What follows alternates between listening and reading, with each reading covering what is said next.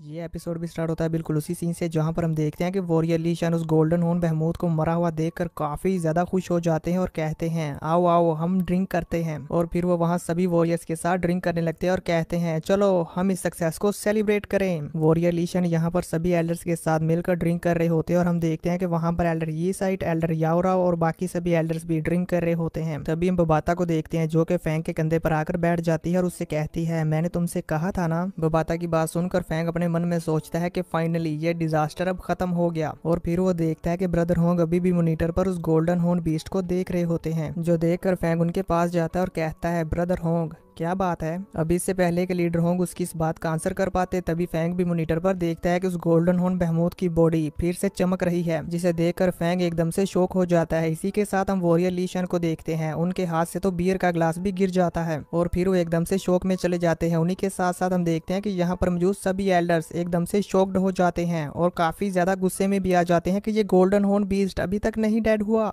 बबाता उस golden horn बहमूद को फिर से जिंदा होता हुआ देखकर कहती है ये इम्पॉसिबल है, वो अभी तक मरा क्यों नहीं, ऐसा कैसे हो सकता है, वो अभी तक कैसे जिंदा है। ये कहते हुए बबाता वहां पर अपने सारे डाटा में से ये सर्च करने लगती है कि आखिर ये गोल्डन हॉर्न बहमूद अभी तक मरा क्यों नहीं। और साथ ही साथ हमें बताती है ह्यूमन हो या एनिमल, इनकी सोल इनके सी ऑफ कॉन्शियसनेस में होती है और ये सी ऑफ कॉन्शियसनेस इनके सर में होता है। इसी वजह से ये कैसे पॉसिबल हो सकता है कि ये गोल्डन हॉर्न बीस्ट अभी तक जिंदा है, हमने तो इसके सर को कुचल डाला था, तो अब तक तो इसे जरूर मर जाना चाहिए था, पर ये अभी तक मरा क्यों नहीं। और फिर वो अपने डाटा को चेक करते हुए बताती है कि मुझे लगता है ऐसा इसलिए हुआ क्योंकि इसका मेंटल इम्प्रिंट इसके हर एक सेल में मौजूद है, जिसकी वजह से ये अपने सी ऑफ कॉन्शियसनेस को दोबारा से रीजनरेट कर पा रहा है। लेकिन स्टार लेवल पर होते हुए इस तरह की टेक्निक को यूज कर पाना ये तो बिल्कुल ही इम्पॉसिबल है। आखिरकार ये ऐसा कर कैसे पा रहा है, हो सकता है कि ये इस गोल्डन हॉर्न बीस्ट का कोई स्पेशल टैलेंट हो। बबाता यहाँ पर ये सोच सोचकर काफी ज्यादा परेशान हो रही होती है। आप सभी लोग स्क्रीन पर देख ही सकते हैं कि बबाता की यहाँ पर क्या हालत हो चुकी होती है। अब इसी के साथ व्यू चेंज होता है, हम उस गोल्डन हॉर्न बहमूद की बॉडी के अंदर का सीन देखते हैं, जहां पर हमें गोल्डन कलर की लाइट को चमकते हुए देखते हैं। और फिर हमें यहाँ पर मालूम होता है कि ये गोल्डन कलर की लाइट और कोई नहीं बल्कि इस गोल्डन हॉर्न बहमूद की बॉडी का एक कोर है, जो कि उसकी बॉडी से बाहर आने लगता है और उसकी बॉडी को फिर से रीजनरेट करने लगता है, जिसकी वजह से उस गोल्डन हॉर्न बहमूद की बॉडी दोबारा से बिल्कुल पहले की तरह नॉर्मल होने लगती है। उस गोल्डन हॉर्न बहमूद को इस तरह से जिंदा होता हुआ देखकर वहां पर मौजूद सभी एल्डर्स और प्रेसिडेंट काफी ज्यादा शॉक्ड होते हैं। उन सभी को अपनी आंखों पर यकीन ही नहीं आ रहा था कि आखिर ये हो क्या रहा है, ये कैसे पॉसिबल है कि ये मर जाने के बाद भी अपने आप को दोबारा से ऐसे जिंदा कर पा रहा है। तभी हम देखते हैं कि उस गोल्डन हॉर्न बहमूद की बॉडी में से काफी ज्यादा गोल्डन लाइट निकलती है और इसी के साथ वहां पर बहुत सारा ऑरा रिलीज होता है, जिसकी वजह से यहाँ वारगोड पैलेस में कोई भी उसे नहीं देख पाता कि आखिरकार वहां हो क्या रहा है। अब हमें कुछ देर बाद का सीन दिखाया जाता है जहाँ पर वह गोल्डन हॉर्न बहमूद बिल्कुल पहले की तरह हो चुका होता है और अब यहाँ पर ये बहुत ही ज्यादा गुस्से में होता है, जिसकी वजह से वहां पर एक जोरदार रोर करता है और फिर बड़ी स्पीड के साथ हेक्सिया कंट्री की तरफ फ्लाई कर जाता है। उसको इतनी ज्यादा स्पीड के साथ फ्लाई कर वारगोड पैलेस का ये सिस्टम बताता है कि गोल्डन हॉर्न बहमूद पहले से बहुत ही ज्यादा स्पीड के साथ फ्लाई करता हुआ आ रहा है। इसकी स्पीड 3600 मीटर्स पर सेकंड है।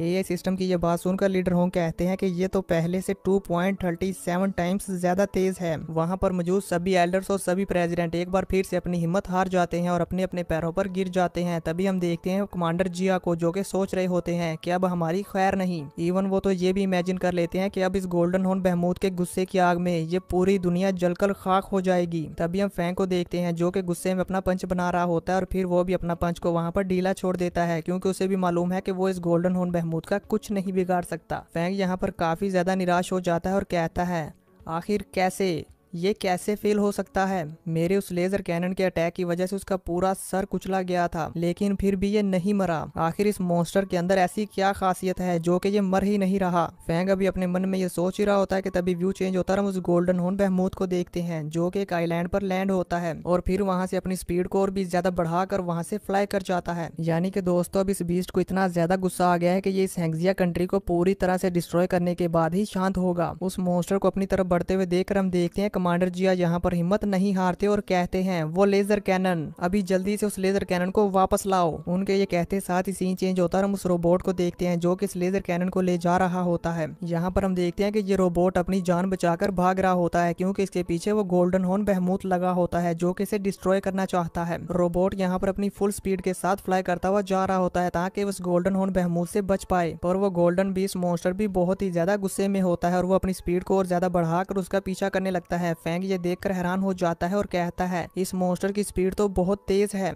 फैंग यहाँ पर मॉनिटर के ऊपर मैप देख रहा होता है जहाँ पर वो रोबोट उस गोल्डन हॉर्न बीस्ट से बचकर भाग रहा होता है और वो बीस्ट उसके पीछे लगा होता है, जो देखकर फैंग कहता है कि अब हमें उस मॉन्स्टर पर सेकंड टाइम अटैक करना पड़ेगा। तभी मैं ये उम्मीद कर सकता हूँ कि ये रोबोट वहाँ से बचकर भाग सकता है, वरना तो ये रोबोट वहाँ पर डेड हो जाएगा। ये कहते साथ ही फैंग उस रोबोट को कमांड दे देता है, जिसकी वजह से हम देखते हैं कि वो रोबोट एक आइलैंड के ऊपर लैंड हो जाता है और वहाँ पर अपनी लेजर कैनन को चार्ज करने लगता है। वो लेजर कैनन अभी 80% तक चार्ज होती है कि तभी वो गोल्डन हॉर्न बहमूद वहाँ पर आ जाता है और उस लेजर कैनन के अटैक होने से पहले ही उस रोबोट के ऊपर अपने गोल्डन हॉर्न से अटैक कर देता है। उसको इस तरह से अटैक करते हुए देखकर हम देखते हैं कि पांचों के पांचों प्रेसिडेंट और वहां पर मौजूद सभी एल्डर्स, उनकी आंखें और उनका मुंह खुले का खुला रह जाता है कि अब क्या होगा, क्या ये रोबोट वहां पर बच पाएगा या नहीं। तभी हम देखते हैं कि वो लेजर कैनन 97% तक चार्ज हो जाती है। अब इससे पहले कि वो पूरी 100% तक होकर उस मॉन्स्टर पर अटैक कर पाती, वो गोल्डन हॉर्न बहमूद बिना रुके अपने हॉर्न के साथ उस लेजर कैनन को पूरी तरह से डिस्ट्रॉय कर देता है और यहाँ पर उस लेजर कैनन के टुकड़े टुकड़े हो जाते हैं। इसी के साथ साथ वो रोबोट भी यहाँ पर टूट जाता है। आप सभी लोग स्क्रीन पर देख ही सकते हैं कि इनकी ये टक्कर कितनी ज्यादा जबरदस्त होती है। वो बीस्ट अपने आप को रोक भी नहीं पाता और जाकर एक बड़ी सी चट्टान के साथ टकराता है, जिसकी वजह से वहां पर वो रोबोट भी चकनाचूर हो जाता है। वारगोड पैलेस में मौजूद सभी एल्डर्स ये देखकर काफी ज्यादा हैरान हो जाते हैं। अब हम उस जगह को देखते हैं जहां पर उस गोल्डन हॉर्न बहमूद ने उस रोबोट को डिस्ट्रॉय किया होता है। वहां पर काफी ज्यादा डस्ट ही डस्ट हुई होती है। जैसे ही वहां पर वो सब कुछ शांत हो जाता है तो वो गोल्डन हॉर्न बीस्ट वहां पर देखने लगता है कि क्या वो रोबोट अभी तक डेड हुआ या नहीं। वो वहां पर चेक कर ही रहा होता है कि तभी हम देखते हैं कि वो रोबोट अभी भी चल रहा होता है और अपना अटैक रेडी करने की कोशिश करता है, लेकिन यहाँ पर काफी बुरी तरह से टूटे होने की वजह से वो अपने अटैक को नहीं रेडी कर पाता और वहां पर डेड हो जाता है। उसे डेड हुआ देखकर वो बीस्ट भी वहां पर कुछ शांत हो जाता है और फिर फ्लाई करता हुआ कहीं जाने लगता है। फैंग मॉनिटर पर अपने उस रोबोट को इस तरह से डेड हुआ देखकर काफी ज्यादा गुस्से में आ जाता है और अपना पंच बना लेता है और फिर कहता है इस गोल्डन हॉर्न बीस्ट के अगेंस्ट हमारा ये अल्टीमेट वेपन था, लेकिन फिर भी हमें अटैक करने का टाइम नहीं मिला, पर अब तो हमारा ये अल्टीमेट वेपन भी डिस्ट्रॉय हो गया। यहाँ पर मौजूद सभी वॉरियर्स और एल्डर्स अपने अल्टीमेट वेपन को इस तरह से डिस्ट्रॉय हुआ देखकर अभी परेशान और हैरान हो ही रहे होते हैं कि तभी कमांडर जिया को कुछ मैसेज आता है, जिसे देखते हुए वे एकदम से चौंक जाते हैं और कहते हैं लेटेस्ट न्यूज। ये कहते साथ ही वो आगे बढ़कर मॉनिटर की तरफ जाने लगते हैं ताकि वो सभी लोगों को बता पाए कि आखिर ये लेटेस्ट न्यूज क्या है। इसी के साथ ये एपिसोड खत्म हो जाता है।